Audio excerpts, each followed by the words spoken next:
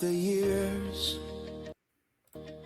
whatever the game, the Red Army's passion is always the same. 45 years of hurt in the Challenge Cup. 40 years of hurt as a team. Hull KR have won the Challenge Cup in 2025. Every cheer, it led us to our golden year. We beat the Wire in Wembley rain. Tom Davies try helped ease the pain. We topped the league, we would not fall. The mighty Robins above them all. An Old Trafford clash with Wigan's might. We burned the sky with red that night. 24-6, the game was done. History made the treble won. 40 years of hopes and tears. Super Bowl performance from Hull in November. They win the treble. They win a grand final. What a season! Red and white, we do believe a grand final win to complete the three. The greatest year in Rovers history. Celebrate the moment, honor the past. Far off dreams become memories. Hello and welcome to the first Robin Pod of 2026. Whether you're watching on YouTube or listening on podcasts, it's a pleasure to have you with us. And joining me for the first podcast of the year, of the season, is Bazza Kingston. Bazza, is it too late to say Happy New Year still? Nah, mate, never too late. It's always good to catch up with the Rovers faithful, innit, mate? Cracking intro, give me goosebumps yet again. Mate. Just watching that, I love it. Great to be back.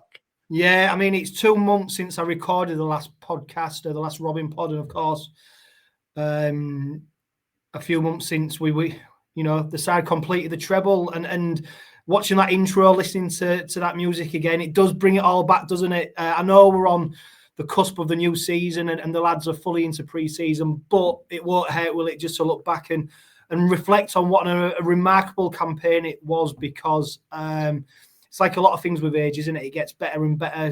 Stories, the legend gets bigger and bigger, and there's no doubt these history makers achieve something really special. Yeah, 100%, mate. I mean, in the off-season, I've watched that Wigan game quite a few times. I've even watched when we beat that lot across the river a few times, just to reminisce of what was an amazing year last year, and looking forward to making some more memories this year, mate.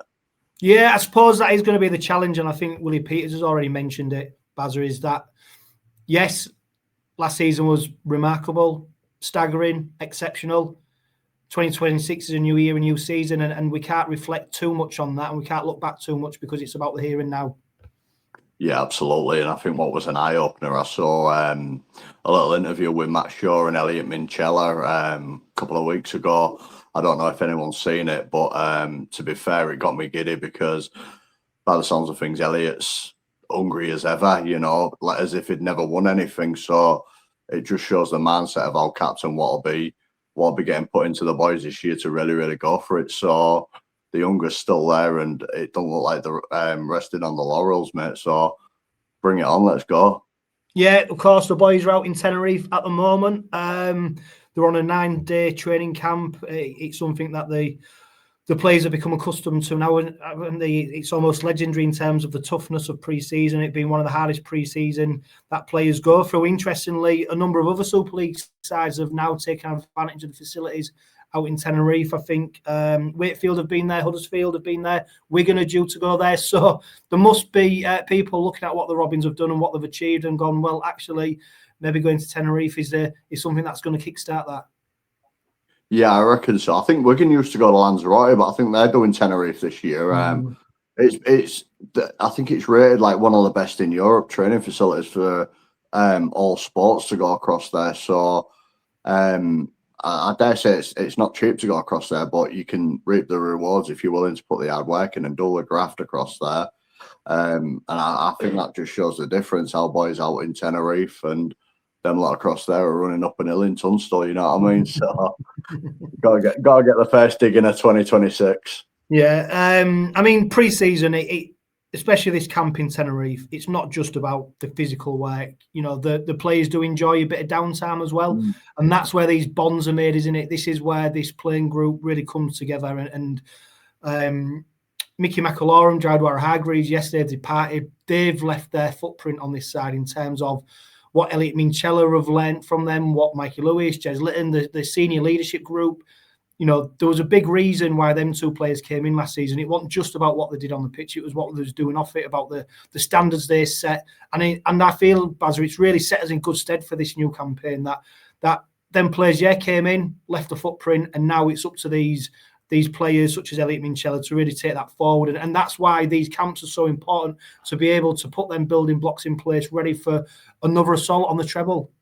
Yeah, 100%. And just the way JWH and Mickey Mac conducted themselves, like you've just alluded to, away from the field, I think that'll benefit, like you said, a lot of the senior guys. But Sam Luckley, he's another one. I think he's really integral to that leadership group. A very vocal person, you know, leading the group forward. But it's the bonding when they're in Tenerife, getting to know each other and welcoming the new boys and building them connections and them friendships.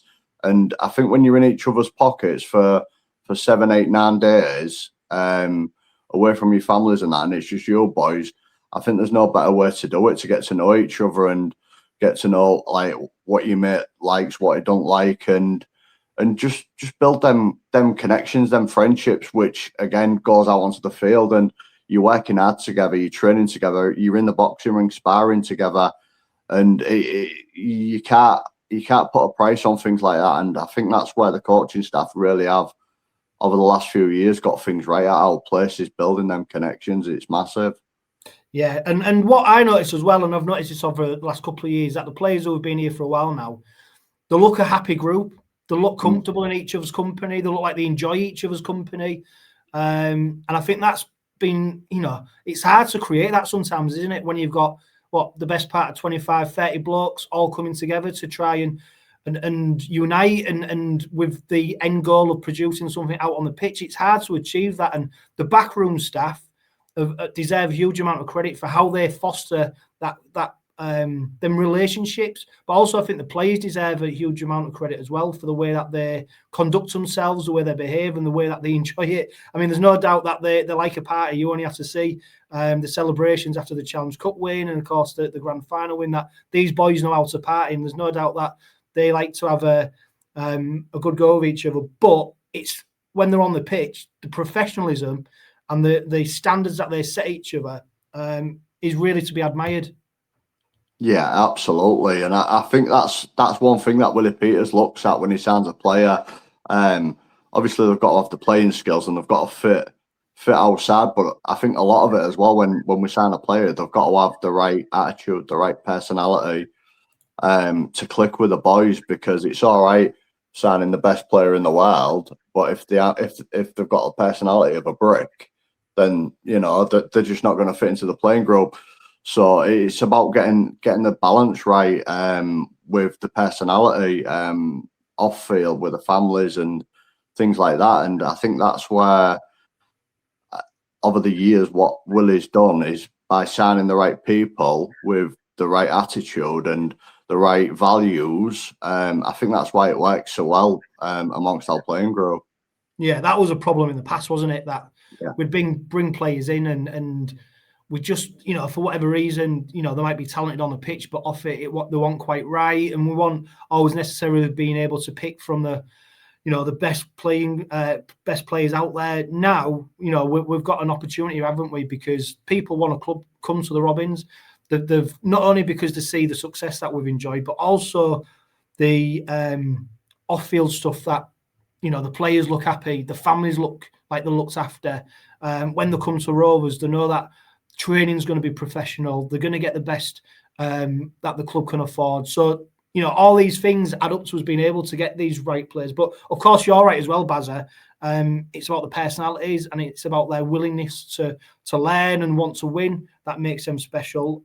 One player who's not part of the group out there is Kalepi Tanganoa. Was you sad, surprised to see him go to Warrington?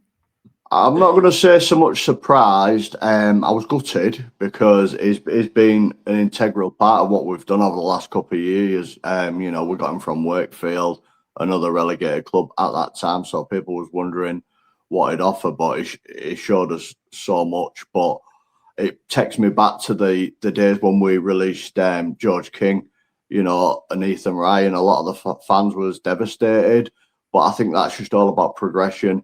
We're Rovers fans. We don't like change, but unfortunately, we have to keep changing to keep moving forward. So if we start resting on our laurels, then the club might end up standing still. I know it was a massive part of what we did, but if you break it down, we got through the end of the season, we got through the semi-final, and we won the grand final without Kalepi. He's a massive bloke, a great bloke, and he was a massive asset to the club. But I think we showed we could get over the line without him. So one man don't make a team, and we can't stand still. We've got the likes of Tom Whitehead coming through. A lot of people are saying high praises for Tom. So, he's only 23, 24. Kalepi is at the 30-year-old mark. So, trading him in for a bit of youth. It's gutting. It's change. We don't like change, but sometimes you've just got to keep moving forward, because if you stand still, then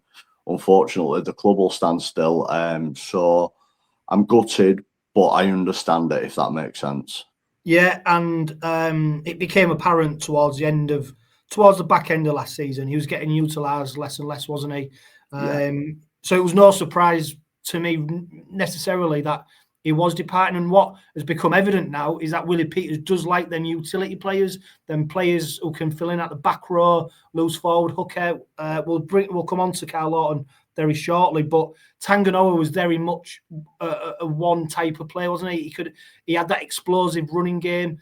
After that, he wasn't able to necessarily fill in other positions, and that explosive power that he did possess became less needed because he was playing a bit more of a control game. And look, he's made a huge impact at the club, and Warrington are getting a very, very good player. And look, if it wasn't a salary cap driven game, he'd probably still be around, wouldn't he? That's the reality. But the salary cap has meant that he's had to depart. And of course, now coming in is Carl Lawton from the NRL, 30 years old. He's made 115 NRL appearances, and he's on a 3-year deal. So he's one that Willie Peters obviously trusts to be in and around the team for a long time. And I'm excited to see how he goes, because he's definitely got pedigree. Yeah, absolutely. And Carl Lawton can fill in at a number of positions. If we're shy at hooker, he'll do a very, very good job there. But he's also a very good back rower, loose forward, which again makes our pack a little bit more mobile, and it saves us burning out the likes of Dean Hadley and Elliot Mincelli. It's someone to spell them. So I think we're looking at the longevity of 2026, where we can move players about and not burning these players out, throughout the season, and try and keep the squad fresh. So I think that one signing where we can fill in virtually 3 positions, I think that's a bit of a masterstroke personally. And don't forget, we've still got Bill Leyland to fill in at hooker as well, to spell Jez. But Jez has proven it can be an 80-minute hooker if need be, and Jez is the one I'm really excited to see in 2026. But Carl Lawton, I think it's a very, very smart signing. Like I say, it can cover a multitude of positions. Is a proven NRL player for the Cowboys, so I'm happy with that, mate. I'm very, very happy. Yeah, it's interesting, isn't it? Because you mentioned there about Jez Litton, and of course, we saw him in the Ashes, probably one of the standout performers for England. I'm expecting him now probably to be playing closer to 80 minutes during a game. I think he's at that level now where he is the number one hooker. He's had to fight his way into that place as well, hasn't he? He's had people put in front of him, Matty Parcell, Mickey McAlorum. And do you know what? Great credit to Jez Litton. And I think this is one of the reasons why he's so popular amongst Hull Kingston Rovers supporters is he's always fought back. He's always put himself forward. Even when there's been times where Willie Peters hasn't been happy with him and he's been hooked in a game, he's always responded positively. And now he's earned that starting hooker berth. And also, not only that, his engine has just got better and better, hasn't it? He's able to do them big minutes. So, Yeah, I'm expecting to see Jez Litton do 70, 80 minutes, but there will be times, won't there, where Lawton can fill in for them 20-minute stints, 15-minute stints. And that's the versatility of Lawton as well, because we know that Willie Peters does like to rotate them prop second rows, not necessarily loose forward, but definitely the front and back rows. He likes to have a bit of rotation in there, and Lawton will add to that. Yeah, it will do. But going back to Jez and what you've just alluded to there, I think it shows the attitude of Jez, and that's what we was discussing earlier about a player's attitude, a person's attitude of buying in, working hard, and having the right personality, because he was playing second fiddle to Matt Parcell quite a lot. And he was quite happy to have that, number 14 shirt and just be a sponge and learn off Matt, and even Mickey Mack coming in, learning off Mickey Mack. But Jez was open to even learning from Bill Ireland, what Bill Ireland has to offer. And I think that's Jez's personality and Jez's attitude, what makes him a great professional. He didn't spit his dummy out, demanding a starting role. He sat back, he learned and listened to the coach, and he's reaping the rewards right now, because, like you just said, he was arguably England's best player in the Ashes. He should have been in contention for Man of Steel in 2025, but he was Old Kingston Rovers' best player in 2025. So it'll be interesting to see how he kicks on, because I personally believe he will kick on in 26. And same with Mikey Lewis. I think the boys aren't stood still. I think they've got more to offer and more to give, and I think we're going to see that over the coming years. Yeah, and of course, with the World Cup at the end of this season, it promises to be a really exciting time for Jez Litton to see where he is come the end of the season, because I do think he will end up being one of the best hookers in the competition and right up there with some of the best in the world. As a side note, there's one player out in Tenerife right now who some people won't have expected to see. That is Jalen Hodgson, of course, the brother of Bailey Hodgson, who's at Lee, and of course the nephew of the great Josh Hodgson, who famously wore the red and white of Hull Kingston Rovers. He departed that lot last season. He then went to Goole, and then he's been invited by Willie Peters and the club to come and train full-time with the Robins, with a view, so I'm guessing, earning a permanent contract. He plays the hooker role. Like you mentioned already, Baz, Bill Leyland's already in the club, so it's going to be interesting to see what happens with him next season, because is he ready to be playing? Should he be maybe out on loan somewhere getting game time? Because if Carl Lawton is going to be the backup hooker, obviously that limits his game time, and then if we do sign Hodgson, that adds extra competition. But just a bit of an interesting one, isn't it? And if he goes as well as his Josh Hodgson did, then he's going to be a fantastic signing. Yeah, absolutely. I think that it's what we need, though. We need a healthy competition for places, keep everybody on the toes. And if it means Bill going back to London for a few months, I don't think it'll do him no harm working under Jason Demetrio, the setup they've got down there in London, it'd only benefit Bill Leyland. But as for Jalen Hodgson, I think it's a no risk from the club. It's not costing them anything. It is basically Hodgson's getting a free training session down in Tenerife to see where he's at and see if the club want to sign him. So it's not costing the club anything except a trip to Tenerife. And if he can cut it, then I dare say we'll get a contract, because we signed that hooker a couple of years ago. I can't remember his name, Reese Butterworth.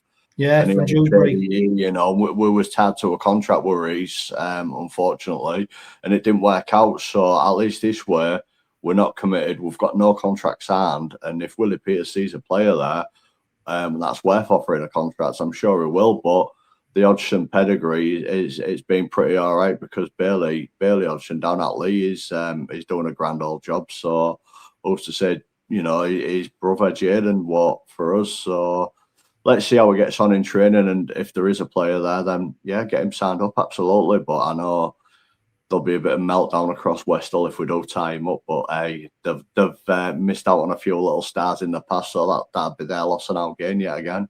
Yeah, it won't be the first time, would it? Sticking with Tenerife, I mean, what's interesting is that there's a number of players out there at different stages in terms of their pre-season.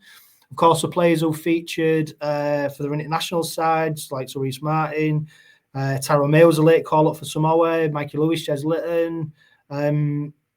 They've been afforded a little bit more time off, so they're at different stages. And of course, there's a few players who went under surgery at the end of last season. Jai Whitbread, Sam Luckley, Fishwick, they've had surgery, so they're at different stages of pre-season.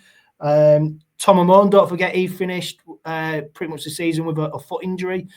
All we're being told is that he's going to be fully fit, ready for the start of the season, which is really exciting.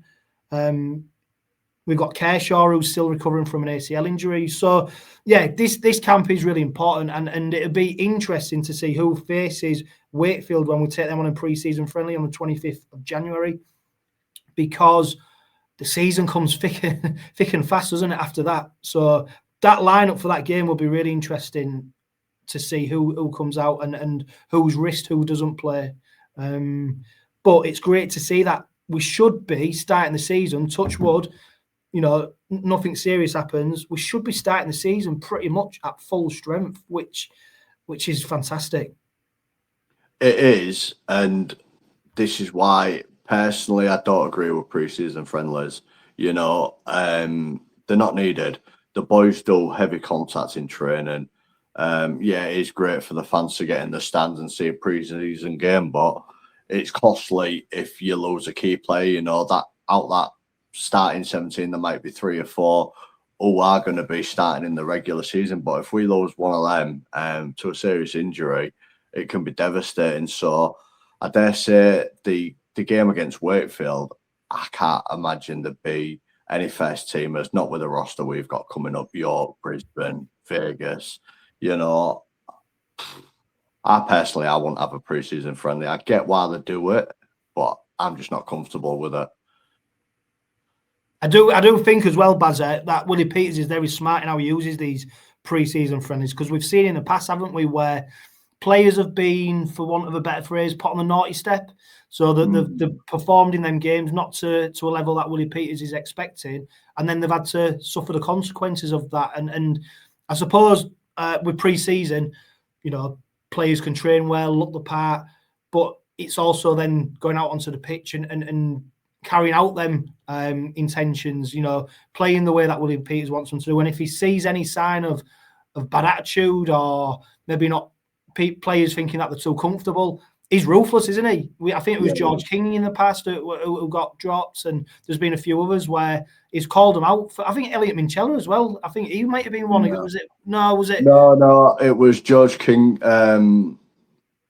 against Sheffield a couple of years ago, and then last year in Amsterdam it was Kalepi Tanganawa. That's right, yeah. So I think he uses these games to maybe the squad players, because don't forget, we are carrying a bigger squad than last season, which is going to be vital, because I don't think we would have been able to go with the numbers that we saw play last season again this year. So that bigger squad is going to definitely be a benefit. And like you said, Bazza, I think we're going to probably see more of them fringe players against Wakefield, the likes of your Tom Whiteheads, Junior Sambu, Jack Charles. Murphy, Jack Charles. We might start seeing them players playing rather than, like you said, the first team, because we're going to come on to it. We've got the Challenge Cup the week after as well. Yeah. And I think I'm going to contradict myself here by saying I don't agree with the pre-season friendlies, but I think that pre-season friendly, if it does play the fringe players, I think it'll set them up nicely for the week later in the Challenge Cup. If we do play Loch Lane or Brighouse, because we don't need to put a full side out. We can put our A team out and get over the line. So I dare say it'd be good prep for that Challenge Cup game, like you've just alluded to, Declan Murphy, Jack Charles, Tom Whitehead, players like that. So it'll get some minutes in the legs, get them ready for the week after in the Challenge Cup. But Before we talk more about the Challenge Cup, Bazza, is there any danger that some of these senior players could go in undercuts if they've not played when they go into that game against York? York are going to be absolutely chomping at the bit, aren't they? And we saw what happened at the end of last year when they released the fixtures, and it came out that Rovers,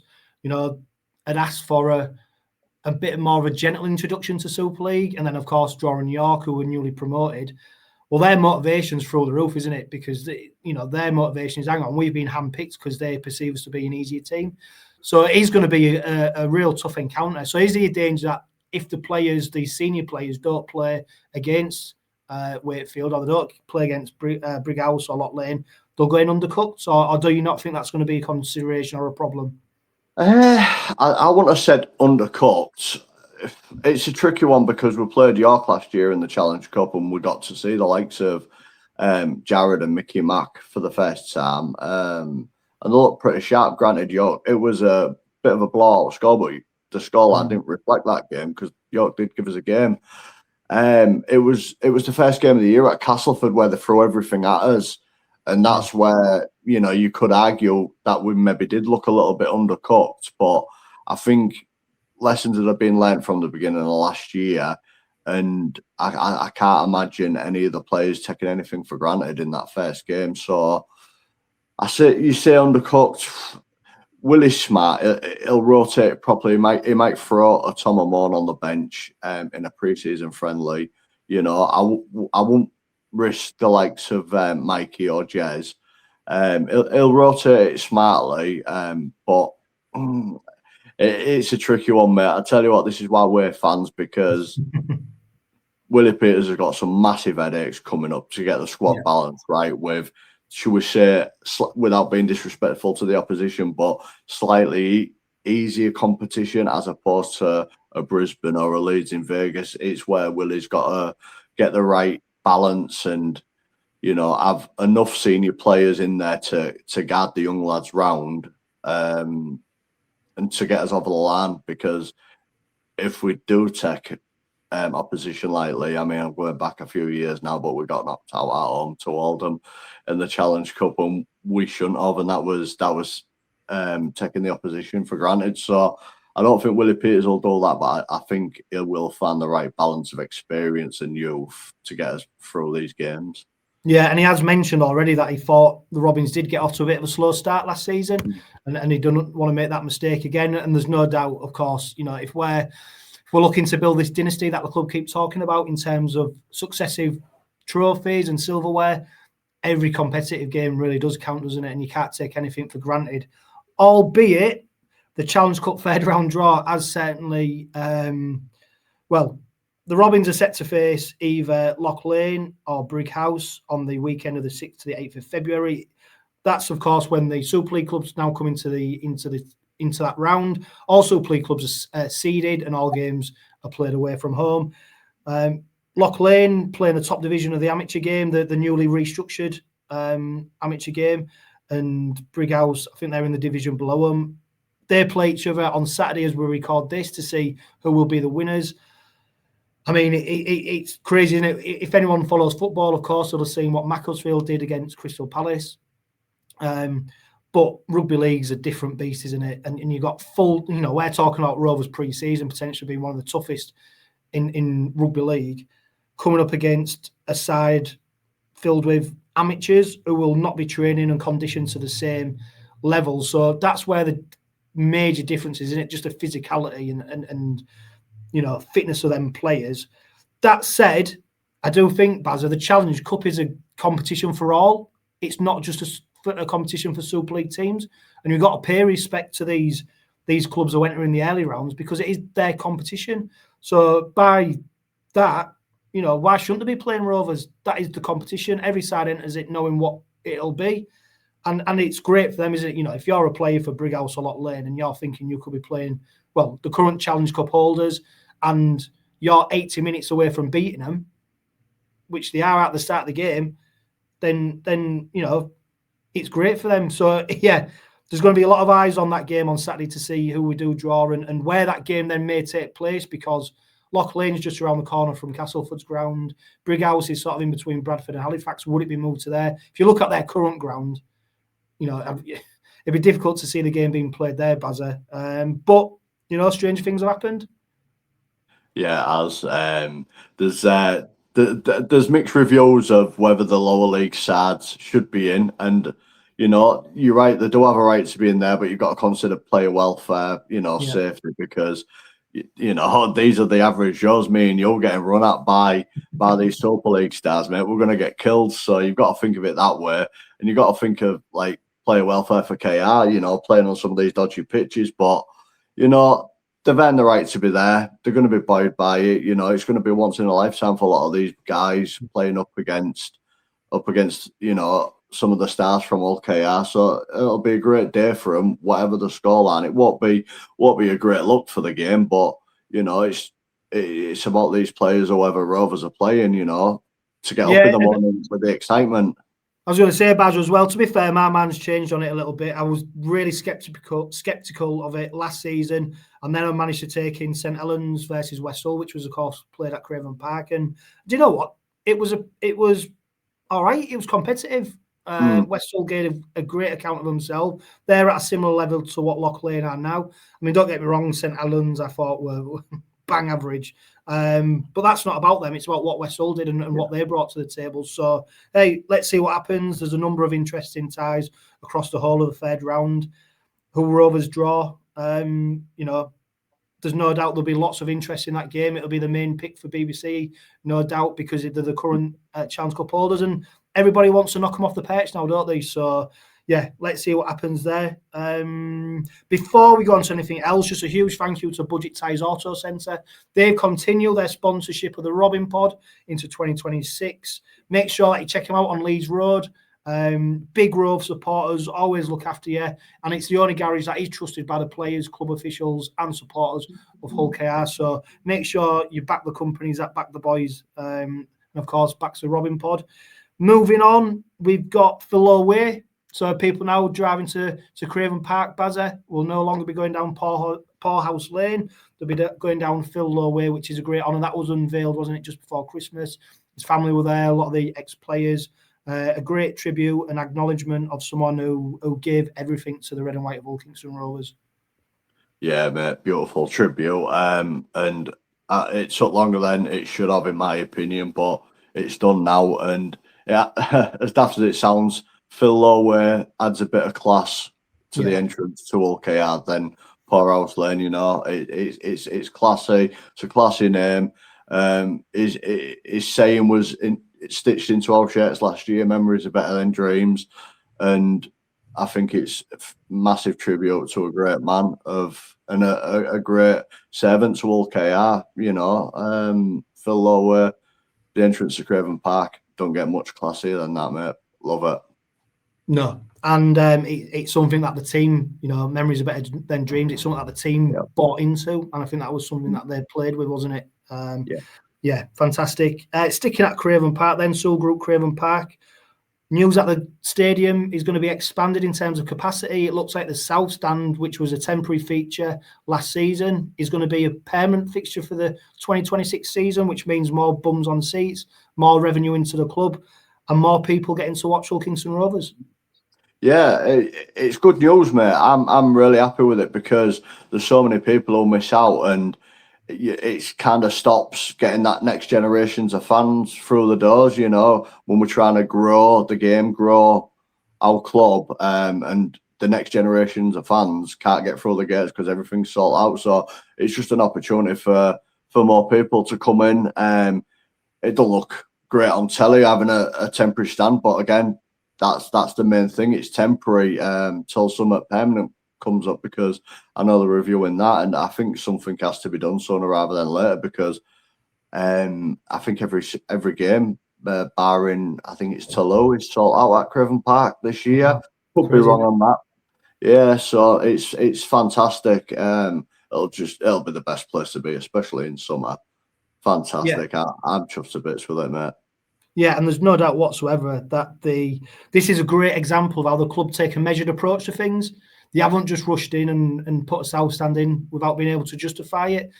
The supporters have backed it when it's been put there, and now the club have realised that actually it's cost effective, it's prudent to do it, and that's what they're doing. And I think that's how the club operates, really shrewd at the moment. They invest where they need to. Of course, they don't have a bottomless pit of money to go invest in everything that they want to do. But these little building bricks, step by step, we're getting the club to where it needs to be to sustain success and to become a sustainable club. So, yeah, exciting times. Sticking at Craven Park again, we saw some changes in the academy.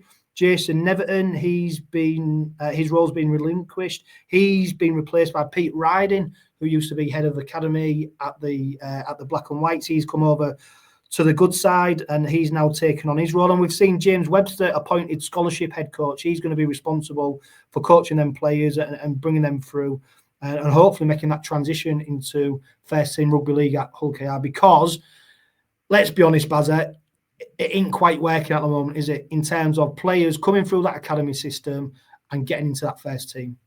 No, it really isn't. And first of all, pay tribute to Jason Neverton, 20 odd years at the club.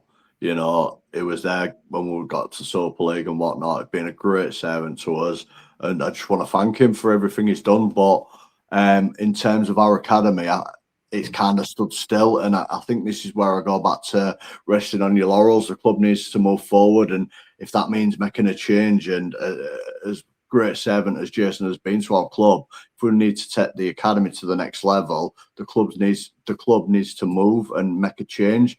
So the new appointment, you know, it might take our academy to the next level. There's talk of the sports village being built next to the stadium, so it's just all changes and going to the next level. Because I know Willie Peters references to Leeds and Wigan's academy a lot, and St Helens, and I think that's where Willie Peters and Paul Lakin's vision is, to have an academy like that, so we can rest on our own product coming through. And if that means a change of personnel in coaching, you know, change of facilities, it's going to happen. And I'm comfortable with it. I'm gutted for Jace, I really am, but I'm comfortable with it if it's going to take our club to the next level.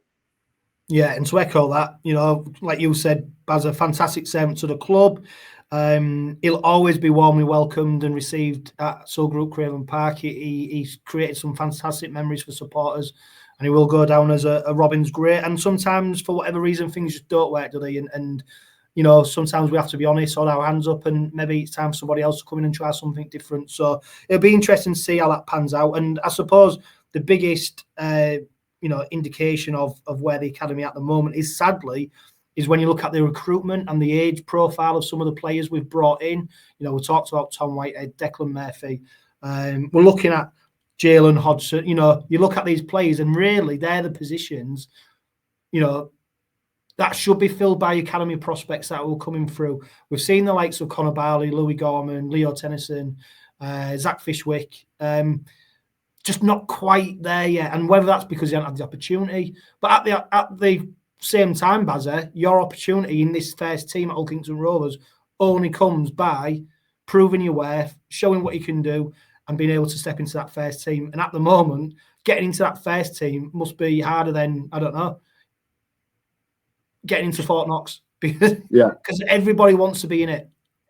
Yeah, you're right, but a lot of the oath, like you've just alluded to, with the selection of names there with Leo Tennyson and whatnot, they always go out to Tenerife over the last few years with the boys to work hard, prove, and you know, maybe they just haven't cut it. And I don't want to bag on any player, because these are still young guys and they've still got a future in rugby league. But if they just didn't quite cut it, maybe that is that down to the start of the progression in the academy. You know, was he a slow starter and, you know, a late bloomer? And maybe that's why they're not getting in the side. So if we've got something in our academy setup with the right facilities, what's going to be like a Tenerife every week, you know, for these young lads working hard, training hard, maybe things will be different in the future. You know, there'll be no late starters. They'll just fit seamlessly into the side when it's their turn to go to Tenerife with the boys, because they've already been grafting at that level for so many years under new coaches, new facilities. So maybe that's a problem, but we do need to change something soon, because it's a salary cap sport and we can't carry on paying top dollar to stay where we are. We need to start looking at our own products in the near future to ease the salary cap. And if we don't spend as much, we get to improve facilities at the stadium as well. Yeah, we'll talk more about the salary cap and out of contract players in future Robin pods, because it is a big season for a number of players in terms of retention and whether there will be a Robin in 2027. So yeah, we'll mention that as we go along. One thing that I was going to mention is that, of course, it is cutthroat. You only have to look at how Noah Booth came into the side, took his opportunity, And, you can't argue that he didn't deserve it. And so if you're behind him, you've got to be doing something bigger, better than what he is. And if you're not, there's players out there who will take their opportunity. And it, like I said, it's cutthroat. But, I mean, the thing is, when we record the Robin Pod, there's loads of things we don't know. We're presuming, we're surmising, we're guessing. Sometimes we do get a bit of information about certain things. The vast majority, it's just our opinion on what things look like on the outside. Sometimes we're right, sometimes we're wrong. But I suppose that's the nature in it. That's why we do the Robin Pod. That's why I invite supporters on to just give me their opinions. I give my opinions. And most times, 99% of the time, they're sensible opinions. So, hey, let's see what happens. All we want, though, Bazza, is kids coming through that academy, going into that first team. Yeah, absolutely. Again, there's not better than having a local lad do something amazing with a local team, Yeah. So that's all we want, It'd be great to have another Mikey Lewis is one of our own, but another prospects. So it will come. I am confident it will come. Again, it's just another exciting chapter of Hull Kingston Rovers' future, mate. I'm excited for it. Yeah, one player who didn't come through the Hull KR Academy, and we constantly keep getting reminded of that because he's one of many who came through the Wigan Academy, is Oliver Gildart. He's signed a 2-year deal to remain with the Robins. What's your reaction to that, Bazza? A little surprised. I was more surprised that All Out Rugby League broke it and not the club. Well, as we record this, Bazza, literally, I've just seen a message on my phone from the club that says they've announced it now. Announced a 2-year deal. All right, fair play then. Yeah, I'm surprised because I thought it was nailed on. Jack Broadbent gets a number 4 shirt in 2026, but again, this is why I'm a fan. It shows what do we know. But Ollie Gildart, he's not had the best 2 years, as in injury, but when he has been on the field last year, it was formidable. Arguably one of the best centres in the comp before he picked up his injury, to the point where there was talk of him getting an England call-up. So great for Ollie, great for his future. Just hope he can stay fit. That is the big one, keeping him fit. 2-year deal, that's his future secured. But a lot of it is what we don't see. We don't know how Ollie conducts himself, behind closed doors. Very much like JWH and a Mickey Mack, it might be an integral part of that leadership group. So just his experience alone might be great for the boys. So a 2-year deal, I am a little surprised. I'm a disappointed. No, because he's a good lad, and when he's on and he's fit, he's fantastic. So no, I'm chuffed a bit for Ollie, and the days of Robin, so we'll back him no matter what. Yeah, I tell you what, interesting. I'm just reading, as we're recording this, I'm just reading the announcement on the website. Willie Peters' comments about it are interesting. Willie Peters says, I think Gilly has been really strong for us for the last 2 seasons. He's had unfortunate long-term injuries in both seasons, but we know what Gilly is capable of. He showed what he's capable of in the grand final. Gilly's form was outstanding before he got injured last year. I saw a change of mindset in him last year to go after training, which transferred into some strong performances in his game. He really bought into what we're about at Hull KR. Providing Gilly stays mentally zoned, I believe his best years are still ahead of him. Interesting, that, isn't it? Very interesting. Normally, Peters don't give anything away in terms of anything, but that is a little bit of an insight into maybe adaptations Oliver Gildart's made to his training, his conduct, the way goes about stuff. But Willie Peters has still got an eye on it to say, look, you need to keep it in my good books almost if you want to get out there. Because like you said, Bazza, when he was on his game, which we saw countless times last season, he was one of the best. Yeah, it was. But I think the fact he's got Jack Broadbent chomping at his heels is only going to bring the best out of Ollie as well. So, that was interesting, Willie Peters going into a lot of detail like that, because like you've just said, he never normally does. So I think it's congratulations, Ollie, you've got your new deal, but I am keeping tabs on you. You need to stay on top of your game, otherwise we've got a suitable replacement there in Jack Broadbent. And I mean, and Gildart as well, he's a little bit like Joe Burgess, the players who you just think have been around forever. I mean, he's still only 29. He's got a 2-year deal, and that'll take him to 31.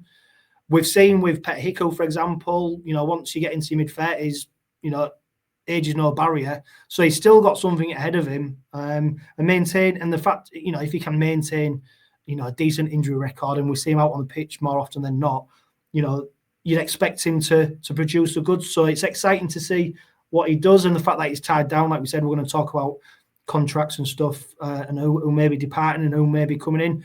But we know that Oliver Gildart is going to be a Robin for the next 2 years. So interesting.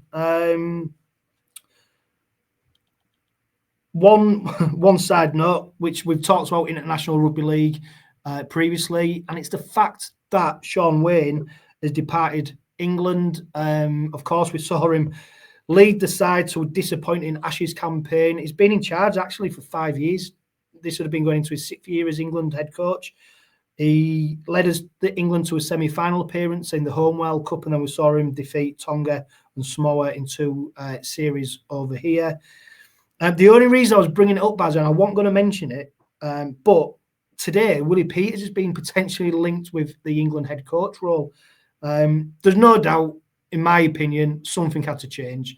That Ashes team looked like it was playing within itself, and I thought Shaun Wane, the whole build-up, the camp, the access to the players, everything just seemed to be off.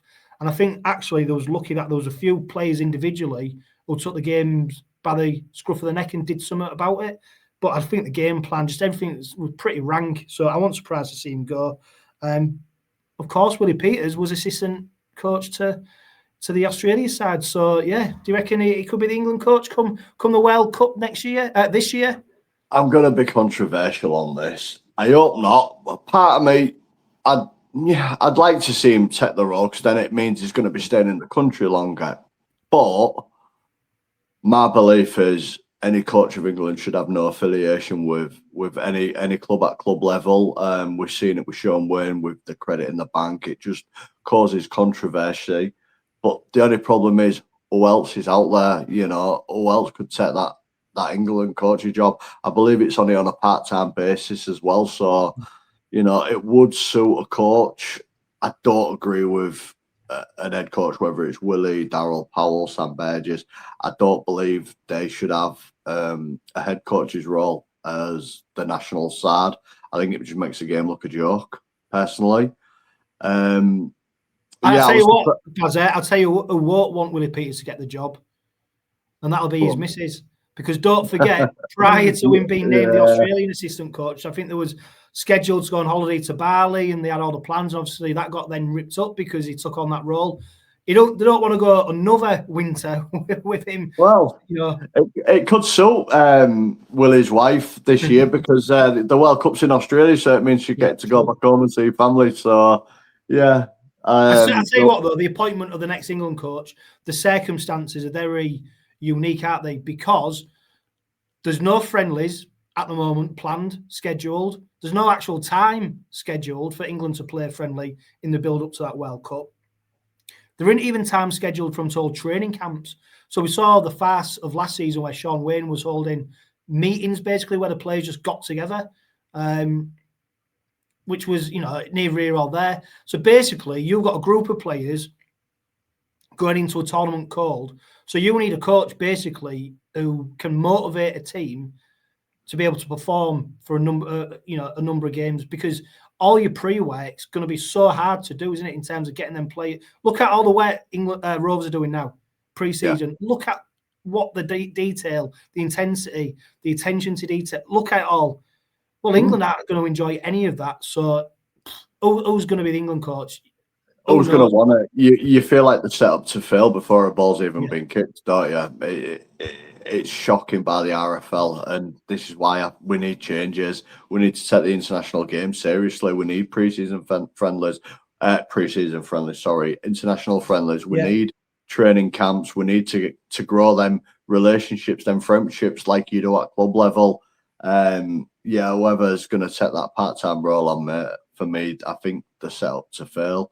Literally, it's. I'm glad Shaun Wane's gone, but you just won't want that role going into the World Cup with no prep at all. I suppose for me that the sacking solves one problem and creates another. And we're in reality at this stage, we're in no better position. So, yeah, let's see how that goes over the next few months and what happens with that.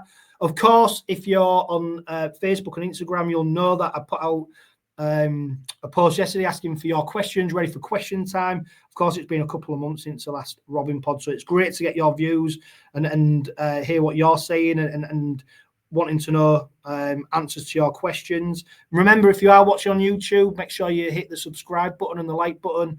And if you're on Spotify or any of the podcast providers, make sure you get on that subscribe button. It really does make a difference so that you know when the latest Robin pod is out. Over on Instagram, Bazza, Andy Smith 9986 says, after last season's unforgettable treble, we move on to creating a legacy. What does a legacy look like to you? Are we capable of creating one, Bazza? I think the legacy's already been created by what the guys achieved last year. I think creating a legacy would be doing the unthinkable against Brisbane personally, and then that means we've took all 4 within the space of 12 months, and that is unthinkable. It's what dreams are made of, and the way everybody's writing all KR off going into that Brisbane game, I find it comical because I think we've got a good old chance in that Brisbane game. So I think if we got over the line in the World Club Challenge, I think there's your legacy, and we'll see what the season brings, because it's going to be massive in 26. Yeah, we'll talk more about the Brisbane game, of course, in future Robin pods. Ethan Brady, he says a similar question. Do you think we'll win the treble again? I mean, all I'll say is, I'm going to talk about this on future Robin pods, I don't think any side, Bazza, has recruited to make them better or as equal as our side is now when I look at other clubs' recruitment. And that leads me to think, I reckon we're in for a good season in 2026. I really do. Yeah, I do. I think we're in for a good season. It's going to be a competitive season. I think our nearest competitors is going to be Lee. I think they've recruited very, very well, but to do the treble again, it'll take some doing. I personally said after last year, I can't see another club doing the treble, just because of the way the competition's going now. It's fierce. There's everybody chomping at the bit and everybody's improved. So if any club, including my own, did the treble, mate, it'd be some achievement in this day and age. And still on Instagram, Bear Pooh Bear, he says, most people seem to be writing off our chances against the Broncos, but what do you guys think? The irony being, of course, we were talking about the Challenge Cup and writing off all there, writing off Loch Lane and Brighouse's chances. Don't get me wrong, it's the worst comparison I've probably ever made. But what I mean is, look, when them two teams step onto the pitch, both teams have got a chance. And the fact we're playing them at the stage of the season that we are gives us an even better chance, I think. So, look, I genuinely think we've got a great chance. I really do. I know you think we do, Bazza. I can't wait. I can't wait for the build-up. If you watch any NRL, you'll see over the years Brisbane are very much a little bit like a Wigan Warriors. They're very, very slow starters. It takes them about 4 or 5 weeks to get into the groove down in the NRL. So for him to come across here, winter, I know they prep him quite well, but it's the best time to play him, and it stands us in good stead, mate. And yeah, I think personally, there's no favourites going into that game. It's anyone's game. Yeah, definitely. Over on Facebook, Ben Harrison, he says, with the start of the season so tightly packed with Las Vegas World Cup Challenge, Catalans and Toulouse away, and the Challenge Cup, how were the fans meant to afford it? Why didn't the RFL spread out our away trips to France? I mean, don't get me wrong. I know Christmas might have been tight for a few people in East Hull. It has been a crazy, if you look at it, 2 years, really, hasn't it? When you look at the games the Robins have played in, and of course, factor Las Vegas into that. I tell you what, mate, it is what it is, and you won't hear many people complaining. I do understand what he's saying. There's a lot in there, isn't there? And for a working class community like East Hull is, money has to get stretched further and further now, let alone because of Rovers, just because of the cost of living. Factor in the Rovers and what they're doing, but most people wouldn't swap it for anything, would they? No, absolutely not. And I think it really epitomises the East Hull working community, mate. No matter what, you always find a way. Same with myself. We'll find a way. We'll find a way to afford it. We'll find a way to make it work. The only thing I think is bob on. I think the RFL has made a massive clanger with the France away games, because arguably we're definitely in the top 3 best away support in the league, and we always travel so well across to France. So I think the RFL have got that wrong. If they'd have spread it out a little bit more, closer to summertime, give fans time to reset, so they can go across to France in the decent weather, they'd get much better support. But other than that, it's a roller coaster, mate, and we're all on board to ride it. Yeah. I'm not quite there yet, Bazza, but I have started pricing my kidney up to see what it's worth, to see another successful campaign, and that might be it for me. Oh, man, I'm on Feet Finders selling feet pictures for a father. Yeah. So you haven't started that OnlyFans account yet? Oh, man, I ended up in debt when I started that, didn't I? Yeah, you're not supposed to be paying, you're supposed to be receiving. Well, that's the thing. I was paying for my subscription, wasn't I? Just the wrong one. Steve Bucknell says, are Rovers stronger than last season? Ooh. Tough one, that one, isn't it? You want to go first on that? Do you know what? Yes, I think they are. I think if we're really honest and we look at Laura Hargreaves' performances, for example, grand final, absolute colossus. One of the many reasons why we did win that game. During the course of the season, steady, didn't really pull up massive trees for us. Cost us a few penalties at times, which were needless. And then Mickey McAlorum, of course, with his injury record. We didn't see him out on the pitch that much, did we? Although the games that he did play had a big impact. So when I look at it like that, I do think with Amon coming in, Lawton coming in, Whitehead coming in, these players, actually, I think as a squad, I do think we're stronger. I agree. I do feel like on the field we are stronger because we was playing a lot of games with literally 2 interchanges. I do feel like our starting 17-21 is slightly stronger. I just feel like we could potentially be lacking in experience of leadership. So that's where we're going to see if these boys, your Sam Luckley, your Mini, have really took on board what Mickey Mack and Jared brought in, and they take it to the next level with the leadership skills, which I believe they will. I think that's my only concern right now. On the field, I don't think we're slightly stronger, and that's no disrespect to the boys. It's just the leadership side of things off the field, which I'm going to be intrigued to see. Yeah, I'll answer this one. Michael Matthews, he says, can you see any of the younger members of the squad breaking through this season? Tom Whitehead, someone you've mentioned, Bazza, been spoke of very highly. He seems to fancy his chances. I think we will see Wakefield and the Challenge Cup game. I think that'll be a squad that features some of our reserve youth, backup players heavily. I think we'll go into the York game strong. Of course, I've got Brisbane and Leeds. They will be our strongest squads. I won't be surprised then when we return, we see a bit of rotation in that squad. So I think we've got Huddersfield straight after Brisbane. I won't be surprised if then we start to see a bit of rotation in that squad. Who knows? Like Bazza said, we're not the coaches. It's only our opinion.